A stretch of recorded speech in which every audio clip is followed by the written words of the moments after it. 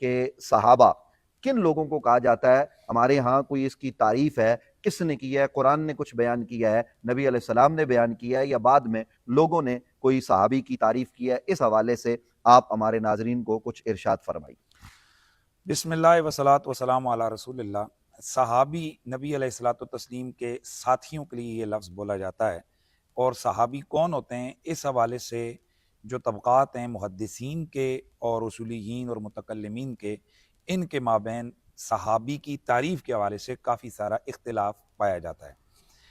جو اصولیین ہیں ان کے ہاں صحابی ہر وہ شخص نہیں ہوتا کہ جس نے نبی علیہ السلام کی زیارت کی ہو یا صحبت اختیار کی ہو تو وہ صحابی ہو جائے، بلکہ ان کے ہاں ہر وہ شخص صحابی کہلاتا ہے کہ جس نے ایک طویل دورانیہ رسول اللہ صلی اللہ علیہ وسلم کی معیت میں گزارا ہو، اور نبی علیہ الصلوۃ والتسلیم کی معیت میں اس نے جنگیں بھی لڑی ہوں، اور اتنا طویل وقت گزرا ہو کہ کہنے والے یہ کہتے ہوں کہ واقعی فلاں آدمی نبی علیہ السلام کا ساتھیوں میں سے ہے۔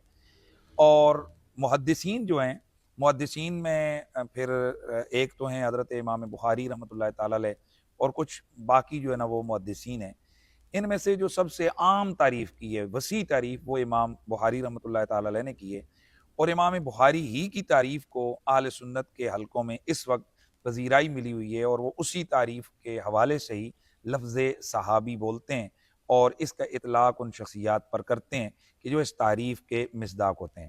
امام بخاری رحمۃ اللہ تعالی علیہ نے تعریف یہ کی ہے کہ ہر وہ شخص صحابی ہوتا ہے کہ جس نے نبی علیہ الصلوۃ والتسلیم کی صحبت اختیار کی ہو، اور وہ چاہے ایک لمحے کی صحبت ہی کیوں نہ ہو، اور حالت ایمان میں یہ صحبت ہوئی ہو اور حالت ایمان میں اس شخص کا خاتمہ ہو جائے، تو ایسا شخص جو ہے نا وہ صحابی ہوتا ہے۔ ان کی تعریف اتنی وسیع ہے کہ ان کے یہاں وہ شخص بھی صحابی کہلائے گا کہ جس نے کسی بہت بڑا ہزاروں کا اجتماع تھا، اور حضور وہاں پر خطاب فرما رہے تھے، بھلے اس کے کانوں میں حضور کی آواز نہ بھی پڑی ہو، لیکن دور حضور بیٹھے ہوئے ہیں اور یہ وہاں بیٹھا ہے اس محفل میں، اس صحبت میں، تو ان کے نزدیک وہ شخص بھی جو ہے نا صحابہ کی صف میں شامل اور داخل ہے۔